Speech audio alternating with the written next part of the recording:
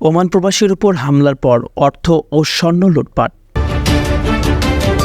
বিস্তারিততে যাওয়ার পূর্বে আপনারা যারা এই চ্যানেলে নতুন, চ্যানেলটি সাবস্ক্রাইব করে কমেন্টের মাধ্যমে আপনার মতামত শেয়ার করুন। ওমান ফেরত এক প্রবাসীকে পিটিয়ে ডলার ও স্বর্ণ লুট করার অভিযোগ পাওয়া গেছে। শনিবার ভোর 5টার দিকে ভোলার বেতুয়া লঞ্চ ঘাটে এই ঘটনা ঘটে। ভুক্তভোগী ওমান প্রবাসী মোহাম্মদ রাকিব অভিযোগ করে বলেন, ঢাকা থেকে বাড়ির উদ্দেশ্যে লঞ্চে যাত্রা করেন তিনি।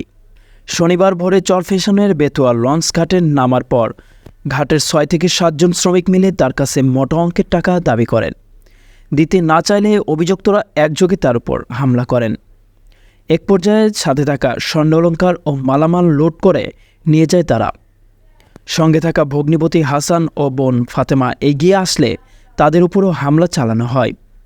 এই ঘটনার সংশ্লিষ্টদের কাছে ন্যায় বিচারের দাবি জানিয়েছেন প্রবাসী রাকিব।